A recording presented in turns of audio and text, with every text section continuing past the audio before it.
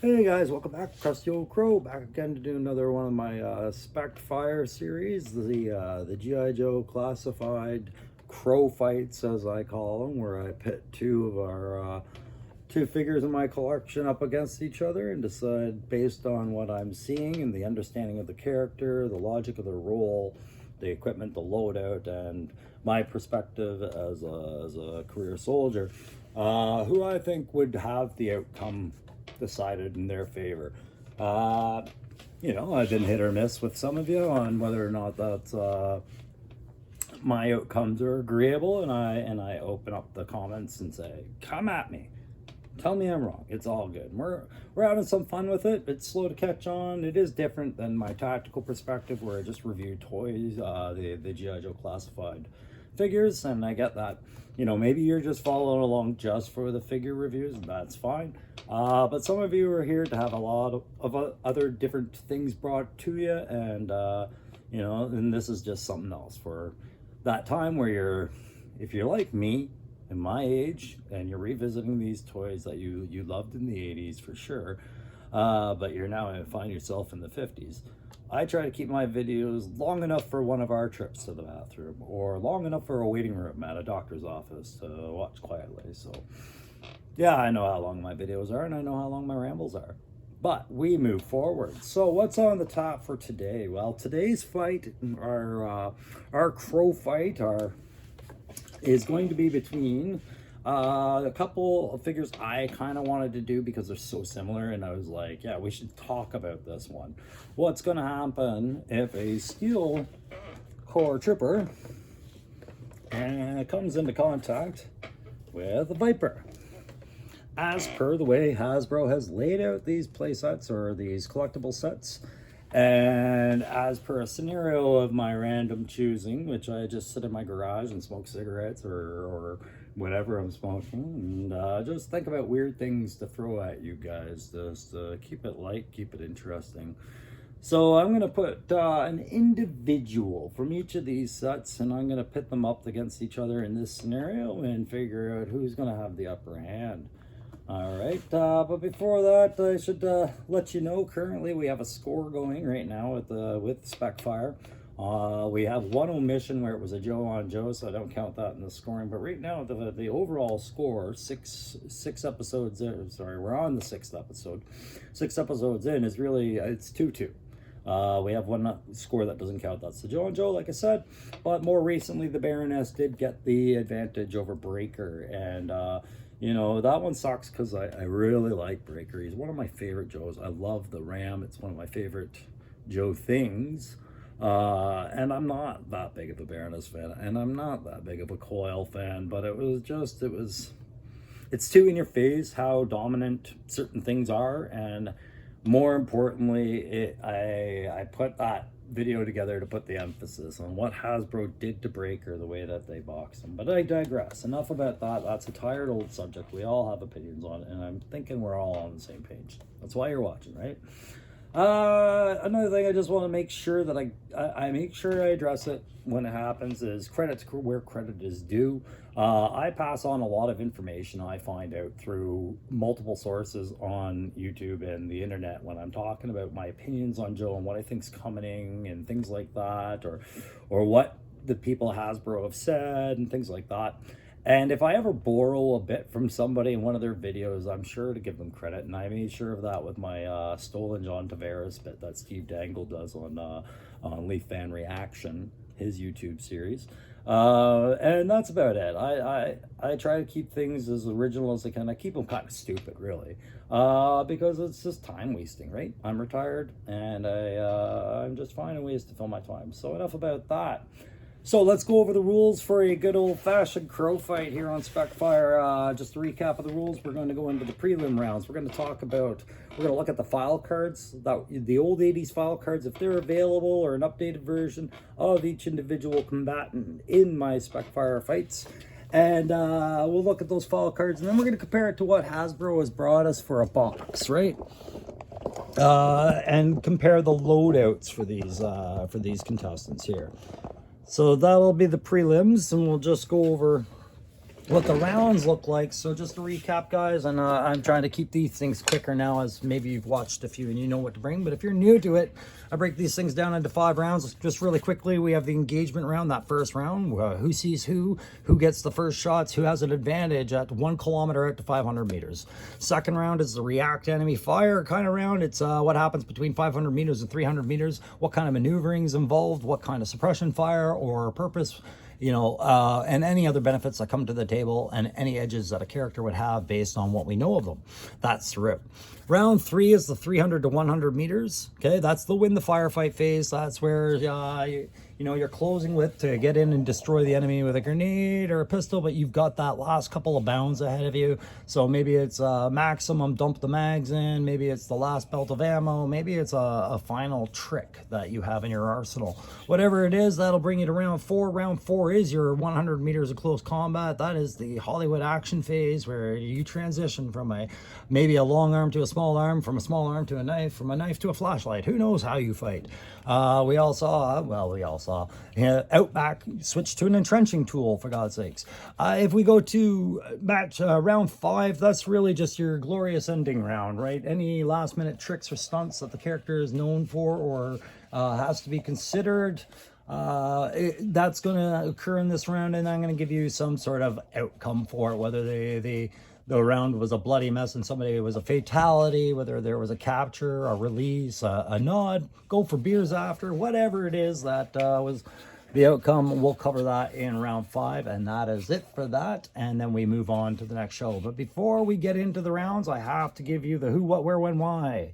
All right, guys, the who, what, where, when, why for this match, why I see this happening. Okay, first off, I am not going to do 2 Steel Core Troopers versus 3 Vipers as was provided by Hasbro in these box sets. I am going one-on-one. So the scenario I'm giving you is what I would give an example of a one-on-one of for this one. Okay, so the way I see this going is just for fun. You know, the last video I did was on the 401 here in Ontario in Canada, but a region I know all too well. Let's go to another region maybe some of you are familiar with through other ways. And for this one, I'm going to pay respects to Robert Kirkland, AMC, and all the other people that put these images on the Google for me to pull up. And just for fun, I'm going to say, let's go to a certain farm we've seen in a certain TV series back in the past.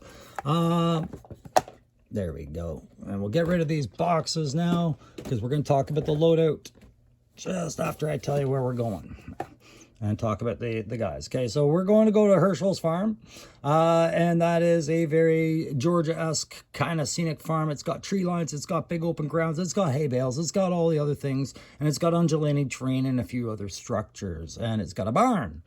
And the barn is kind of the key focus for the mission, which we'll get into after. So that at least now you know where we are. Let's go to who's in this fight. Let's talk about these file cards. So for the Cobra Infantry, what we know about the Cobra Infantry is these guys, as you read the file card, what they are is basically these are mercs that are trying to step up their game and maybe get a little bit of extra support, get some backing. So they found their way to Cobra. They're mercs, they're thugs, maybe they're corrupt ex-cops, corrupt ex-military, whatever the deal. They're corrupt, and they are driven by their want to get ahead in the criminal gang, right? The game. So they start understanding the game, and yeah, they get some good weapons loaded out there. They're kitted up, and they are just one step above Cobra Troopers, guys. The standard Cobra Viper is only just like the one rung above the old school blue standard trooper that I still don't have for my collection, but I digress. So these aren't the highest paid guys. These are the droves of infantry that will be thrown in Joe's way at any given moment to make sure that the big commanders get away, and, you know, all that other good Joe lore stuff, right? So they're not the most elite. There are sub-factions of the Vipers that are more elite, but for the purpose of this, we're using the general standard Viper. Okay, Common Joe. All right, so our standard Viper loadout for today, he's going to come with what he is included in the pack, and I'm just going to review in the pack, right? So for 3 Vipers in this pack, you get the blast effects, you get the respective backpacks, and you get the respective pistols, but you get a weapon selection consisting of their science fiction pulse rifles or whatever you have them, or some more realistic selections. And for the long story short, we're looking at a long-range sniper rifle. We are looking at a, where's my pointer? Here we go. We are looking at a more mid-range assault rifle with an M203 types underslung grenade launcher. And then we have the submachine gun, okay? And so it even says on the file card, they're not functioned with all 3. It's either or. So for this purpose, I am outfitting the Viper, our common standard Viper, with the more common standard mid-range with M203 that was described on the file card before they said he could have a sniper rifle if he chose. I think that's pretty average. I think that keeps the playing field about as even as it needs to be. And you can see that backpack, one of the key things I was drawing on was he's got multiple grenades all over him. He's got a lot of grenades, at least 6 on tap there, but that grenade launcher is not the same type as the thrown grenades. So I'm assuming he's got a couple of grenades for that somewhere in his backpack. That's the add to fiction lore, whatever you want to call that. So I read up also, if I can, where was it, what they said about these guys.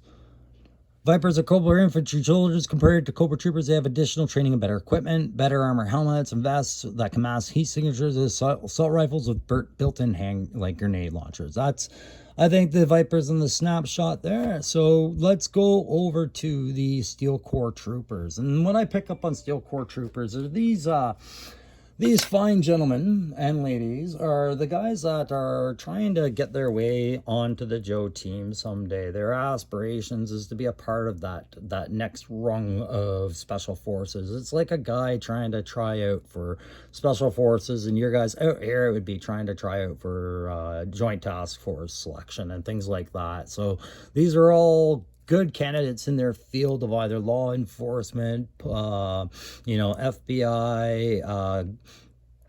who knows, go CIA, and then of course military branches of service are all candidates for this. They're the backbone of the team, and they're dedicated and have skills. They work hard to hone the skills so they can move up the ranks into specialized positions, and they meet every challenge with determination and enthusiasm. And they want to watch and learn from their superiors. So these are all the Joe support. So this is the Joe version of basically what a Viper would be as well. So we'll put him off to the side. We're going to pull up the box. We're going to talk about the commonalities of the kit again. With the Steel Corps troop this time, you're only getting 2 troops on this one. You'll notice I only brought the one, and that's because I didn't want to deal with a 3-on-2 that would drag the video out much longer than the usual half-hour-esque timeline. It would go on forever. So I just gave you one guy. We're going with the male variant. And as you can see, I've got him loaded out with the flight helmet over the other Steel Corps Trooper helmet. So we're not going to deal with the other Steel Corps Trooper helmet. It's just going to be flight helmet for him because I am equipping him with his jump pack. It's the only thing really different in these sets between the Viper loadout and the Joe loadout one. The Joe loadout doesn't come out with any of the sci-fi rifles as the Viper set did, and as Grunt did, which kind of surprised me, but they didn't do it. But they do have their own pistols and that same assortment of rifles that you saw in the Viper selection. It's the exact same rifles, just repainted. And then they've got the same blast effects were included, but they got their own for their jump packs. That's standardly really what you have different between the two sets. They're the same kind of guy as far as their experience levels go, just they pick the right side of the law as opposed to the greed-driven side of the dark side of things. And these guys get jump packs, so they're not exactly the same as the Vipers. These guys are capable of being like Vipers or being like jump infantry. Okay, and jump infantry, to me, if you guys can't picture what the term is, and I think you can, it's just guys with jump packs that can close into the enemy really fast and maybe get one last quick hit of mass destruction before they're in the fray. So he's going to come at you with the submachine gun. I said same rules for him would apply for the Viper. You have to pick a logical weapon for him, and I think that if he's going to be flying through the air, having a weapon that's dependent on a supported stance to the shoulder and whatnot isn't as preferable as maybe a two-handed tuck in and use it more after a landing when you're closer kind of deal. I think that makes more sense with the jump infantry. And he also has his pistol and a knife on his chest. You'll notice that the Viper has, like I said, he has more grenades, but he doesn't have a knife. Okay, whether that'll cost him in the end or not, I have no idea. But well, don't I? That's bullshit answer, guys. Sorry, I'm not trying to waffle for you. All right, I have an idea, and I don't think it's really going to care. I don't think it's going to matter by that point. But so we've covered our contestants and who's in the battle. So let's go over to look at where we are on the ground. Like I said, we're going to Herschel's farm, and here I picture that Cobra has basically left a small contingent of Vipers to guard this barn where they have a bio weapon that they're going to unleash on the Georgia public here. And it's a beautiful Saturday afternoon, and there's only maybe about 5 or 6 of these Vipers, and they've become quite complacent as they've been here for almost a week and a half, just guarding this area that nobody knows about and cares about except the intel sources at Joe and at Night Force, who are very much aware of it and are now fixing to deal with it. So what they've done is they've called in a Sky Striker, and they're going to take that farm out with a single 500 kilogram bomb and just nuke that thing to waste and be done with whatever the bioweapon is. They need it incinerated, clearly, if it's biological. So in the, we'll say 1 o'clock in the afternoon on a bright Saturday day on here in Georgia, these unsuspecting Cobra Vipers are doing their job, guarding the shed, when that Sky Striker streaks in overhead.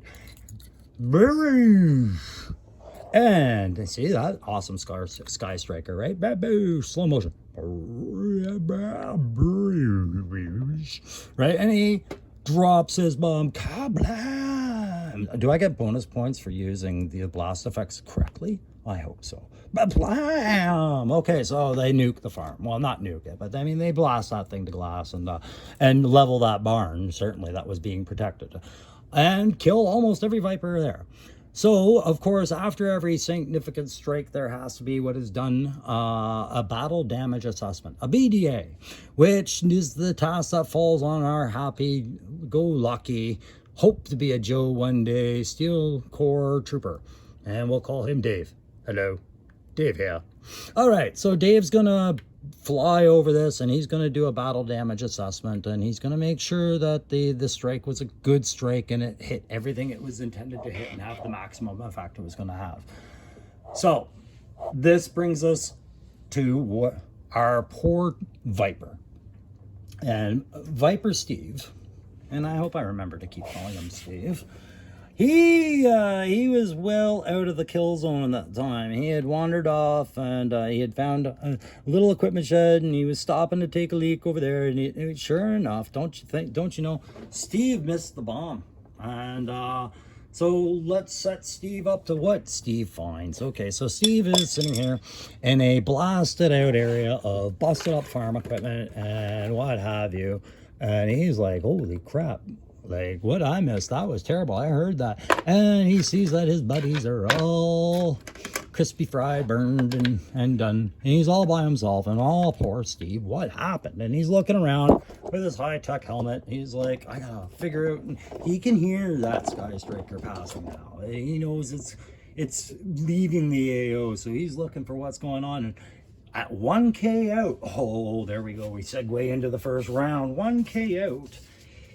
He sees a black spot on the horizon that starts to have human legs, human arms, and it's coming over just over the, in the skyline, just over the horizon, and he realizes that's a single jump pack infantry trooper closing in at almost 800 meters out now. He's got his trusty rifle here, and it's not the sniper rifle, but he's panicked. He's by himself, and he realizes, you know, like, I don't know if there's more of them coming. So he tries to define that with the sight as best as he can, and he's trying to line up a shot. But by the time he gets his head in the sight and finds the guy, our good old Dave, that's me. Dave's already found a position behind a copse of trees at about 700 meters out and whatnot. And more importantly, at that range, Dave has a trajectory data and everything set in his helmet, and he's going to conserve his fuel and take a look around. But he would have spotted the one lone viper wandering around trying to figure out what the hell went off, right? So he'd be aware of the presence of that, and his approach would now be something he's considering, right? So at that point, that's pretty much the engagement phases. He's seen him, but neither of them really have any good shot to go with. They just have to alert. The problem for him is that he's alone. He's got nobody to notify. And the Steel Corps Trooper has already been able to notify IR, like, we missed a guy, right? So that'll be relayed. And the Steel Corps Trooper would still probably either be told to wait or proceed. But for the interest of moving this along, he's proceeding to stage 2, or round 2. Let's get it round 2 here. So in round 2, that 500 to 300 mark, right, we're going to assume that the Steel Corps Trooper took another bound. He was still trying to find him in the sights, and he found him while he was in the high arc. But the lead that he had, combined with sight relief and the data he's being fed in the helmet, he pumped off quite a few rounds, but he wasn't able to tag him before, once again, the Steel Corps Trooper landed behind maybe, say, hay bale or some tall grass and got low and things like that. And the Steel Corps Trooper would know to move off the position that he lands on rather quickly and try and get low quickly if the ground wasn't giving him much cover between these bounds. But it's not like he's going to stay in the air forever here, guys, and risk getting pecked off, right, by that one lone guy. So at the 300 meter mark, let me just grab my notes on that. What you'd end up seeing is at this point, the Viper would go for some cover that he would be able to find and try and get the optimal position if the enemy was that way. And pardon me, the backpack, we'll get that back on there. He'd be trying to find some position to get something between him and this upcoming threat that is keep closing the distance, and he can't quite get it to stop. So he'd pick some cover, right? And then he would be tracking where the guy's landing and everything like that. So while the Viper waits in his ambush position, meanwhile the jump infantry would be thinking about his next position, and he would be tricky about this. He wouldn't just go and jump through the air for another position. He would pick a couple of running positions that he can get to, maybe 25 meters or 35 meters away, other hops of bale, other pieces of terrain or rock or trees that can give him some cover. He's not always going to stick to the air because he knows that he's drawn line and he's taking fire, right? So we'll say that he manages to get bound up, and maybe he even puts down a couple of blasts out of himself. Just let this guy know, hey, stay pinned down. It's a great idea. You should do it. Totally do it. Stay pinned down, loser. So that was going to move us into round, where are we now? Round 3? Where's my signs? I lose momentum every time I set them down. There we are. So we're going to move into round 3 as this was round 3. We're going to move right into round 4 now, because between all the pepper potting and the bounding, ammo's getting expended, and these weapons, he's even tried to do as much as try to pop a grenade at him, but every time, there's even a sound, that Steel Corps trooper's reacting, and a grenade isn't really going to tag a guy with a jump pack. It's just not. But one thing the Steel Corps Trooper has going for him that he would definitely try and do is gaining that high ground for a moment at the max effective range of his weapon. So we're going to say that at the tail end of round 3, when he gets into around that 300 to 200 mark, more 200 to 100, this one's going to him, because not only is he able to gain the air with it, and we'll put the fancy effects on the jump pack then. He'll gain the air advantage and have a moving target for this guy to shoot at. but he's also going to be laying his own version of suppression fire on that target to keep the Viper pinned down and to keep his eyes downward and off of him, right? Like if your eyes can see him, you're exposing to cover, right? You're exposing your cover. So he would be spraying over like that, right? And keeping him pinned down. So this weapon would now be into the 100 to 50 meter mark and now be more burdensome swinging it around in cover than getting ready to go into the close combat, which they are. So our Steel Legion guy also pulls a genius move as he goes into round 4, the 100 to close combat phase, right? He's going to use that smoke grenade. There we are, round 4, right there on his chest. That smoke grenade is lobbed while he's in flight, passing over just after he fires his burst to drop a cover of smoke between here and wherever he lands, 100 to 50 meters out. And that's just more disorientation to the enemy. And part of the camera work, my whole stand kind of shifted there. That's going to cause a lot more disorientation to the enemy when he lands like way back over here. And there's this billowing smoke starting, right? And the shock and awe of having been pinned down and all the noise that's going on. This Viper is doing his best to stay combat relevant, so he's going to get rid of that gun. He's out of ammo for it anyways. And he would do something like maybe toss a grenade just back here and try and bound for a closer cover with his pistol. The grenade is great, but a grenade has a time, right? So in the time that it would take him to quickly flick the grenade, unless he's holding that spoon, unless he's let go of that spoon and he's holding it in his hand with the fuse going, he's got the Steel Corps Trooper would have more than enough time to deal with the grenade while he quickly uncoupled his kit. And his weapon is still effective, but we're going to say that he's out of ammo. He's learned to drop it. So in one fell motion, not only does he drop the backpack, but he actually drops it on between him and the grenade on the grenade and charges forward with the one thing that Buddy doesn't have, and that's the combat knife and pistol, right? So he's going to match Buddy pistol for pistol, but that combat knife, and he is going to close in and do the distance. The grenade doesn't work. He's coming up. This guy's rushing forward, and he's got the angle. He's got everything. He's got the training and the drive because he wants to be a Joe. This guy just wanted to get ahead in life. He just wanted to be somebody Cobra was paying, and he wanted to get some rep. He wanted to be the bad guy. This guy wanted to be the hero. This guy's got more drive and ambition, I think, to survive any impact to his vest faster than this guy's going to get up from the ones from him. What am I getting at? Before this guy even gets around to firing, as soon as he's pulling out the knife and the pistol, this guy's surrendering, guys. This match ends in round 5 right away with the Viper surrendering.